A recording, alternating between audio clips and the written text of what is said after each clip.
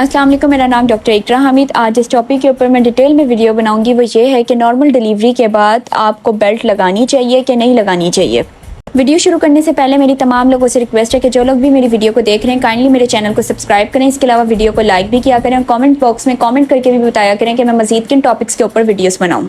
मजीद ये कि जो पेशेंट्स मेरे साथ अपॉइंटमेंट बुक करवाना चाहते हैं वो व्हाट्सएप पे कॉन्टैक्ट कर सकते हैं। अपॉइंटमेंट्स के लिए मेरा व्हाट्सएप नंबर है 033604999679। आपको अपॉइंटमेंट्स के लिए मेरा व्हाट्सएप नंबर आपकी स्क्रीन पे भी शो हो रहा होगा। चलें जी, मूव ऑन करते हैं अपने वीडियो के मेन टॉपिक की तरफ कि आफ्टर नॉर्मल डिलीवरी या आफ्टर वेजाइनल डिलीवरी आप लोगों को पेट पे बेल्ट लगानी चाहिए कि नहीं लगानी चाहिए। क्योंकि अक्सर पेशेंट्स ये आके सवाल करते हैं कि मैम नॉर्मल डिलीवरी के बाद हमारा जो जिस्म है वो बहुत ज़्यादा ढीला हो गया है, पेट के मसल्स, पेट के पट्टे बहुत ज़्यादा ढीले हो गए हैं जिसकी वजह से वो लटक गया है पेट। तो क्या करें, क्या हम पेट पे बेल्ट लगा लें जिसकी वजह से हमारा ये मसला हल हो जाए? देखें, हर चीज़ का हल बेल्ट नहीं होता, क्योंकि जब आपकी डिलीवरी हो जाती है तो उसके बाद आपके बॉडी के अंदर रिलैक्सिंग हार्मोन प्रोड्यूस होना शुरू हो जाता है। अब रिलैक्सिंग हार्मोन का क्या काम होता है? वो आपके पट्ठों को रिलैक्स कर देता है जिसकी वजह से आपको आपकी बॉडी के तमाम पट्ठों में बहुत ज़्यादा ढीलापन या जोड़ों में बहुत ज़्यादा ढीलापन महसूस हो रहा होता है। लेकिन ये हार्मोन 3 से 4 हफ्तों के लिए ज़्यादा रहता है, उसके बाद अपनी नॉर्मल अमाउंट में वापस आ जाता है। अब सवाल आता है कि पेट किन सूरतों में निकलता है? पेट एक तो उस सूरत में निकलता है जब ये हार्मोन हमारी बॉडी में ज़्यादा हो जाता है आफ्टर डिलीवरी 3 से 4 हफ्तों के लिए, तो हमारे पट्टे बहुत ज़्यादा रिलैक्स हो जाते हैं जिसकी वजह से पेट में ढीलापन आ जाता है और पेट बाहर को निकल आता है। और दूसरा, पेट इस कंडीशन में निकल सकता है कि अगर आपका विजरल फैट यानी कि जो आपके पेट के अंदर जो अज़ा हैं, जो ऑर्गन्स हैं, अगर उन पे यानी कि आपका जिगर हो गया, आपका मैदा हो गया, अगर इन पे ज़रूरत से ज़्यादा फैट है तो उसकी वजह से भी आपका पेट निकल सकता है।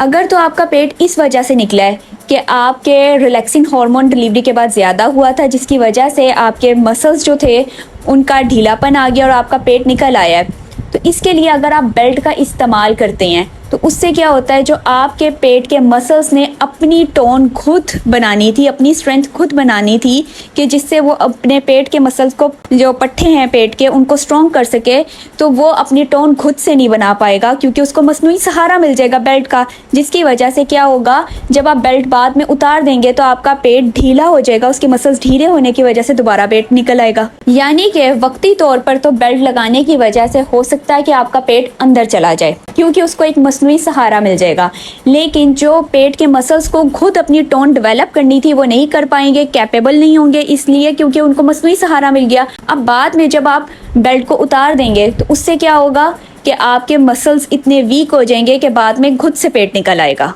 अब या तो आप बेल्ट को पूरी ज़िंदगी पहने जो कि प्रैक्टिकली पॉसिबल नहीं है, तो इसलिए बेल्ट का इस्तेमाल ना करें, पेट को अंदर करने के लिए कुछ एक्सरसाइजेस का इस्तेमाल करें। लेकिन जिन पेशेंट्स की मेरे पास कंप्लेन ये आती है कि आफ्टर डिलीवरी क्या वो बेल्ट इसलिए लगा सकते हैं क्योंकि उनके कमर में बहुत ज़्यादा दर्द है, तो उनके लिए बेल्ट एक प्रेफरेबल ऑप्शन है। अगर तो उनको कमर का दर्द इस वजह से आ रहा है क्योंकि उनका पोस्चर ठीक नहीं है, यानी कि अमूमन हम लोग इस तरीके से बैठते हैं कि अपने कंधे आगे को झुका के बैठते हैं, जिसकी वजह से होता यह है कि जो ऊपर वाली रीढ़ की हड्डी होती है वो तो रिलैक्स हो जाती है, लेकिन जो नीचे से रीढ़ की हड्डी होती है उस पर कंटिन्यूसली स्ट्रेस आ रहा होता है जिसकी वजह से नीचे वाले मसल्स पे खिंचाव आ जाता है और फिर हमारी कमर में दर्द होना शुरू हो जाता है।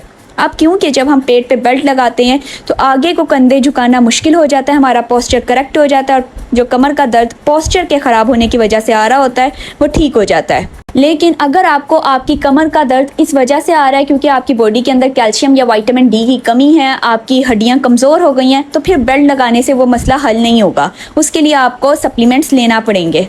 अब अगर डिलीवरी के बाद आप अपना पेट सही तरीके से अंदर करना चाहते हैं तो उसका हल ये है कि आप 4 से 6 हफ्तों का वेट करें, जिसमें क्या होगा, आपका जो रिलैक्सिंग हार्मोन है वो अपनी नॉर्मल अमाउंट में वापस आ जाएगा। अब 4 से 6 हफ्तों के अंदर आपने अपनी डाइट का बहुत ज़्यादा ख्याल रखना है। आपने इन 4 से 6 हफ्तों के अंदर अपनी ग़िज़ा के अंदर, अपनी डाइट के अंदर, अपने खाने पीने के अंदर तली हुई चीज़ों का इस्तेमाल नहीं करना। इसके अलावा रोटी और चावल का इस्तेमाल भी दिन में 1 दफ़ा करना है। बाकी टाइम में आप सब्जियों का इस्तेमाल कर सकते हैं, आप गोश्त का इस्तेमाल कर सकते हैं प्रोटीन के लिए।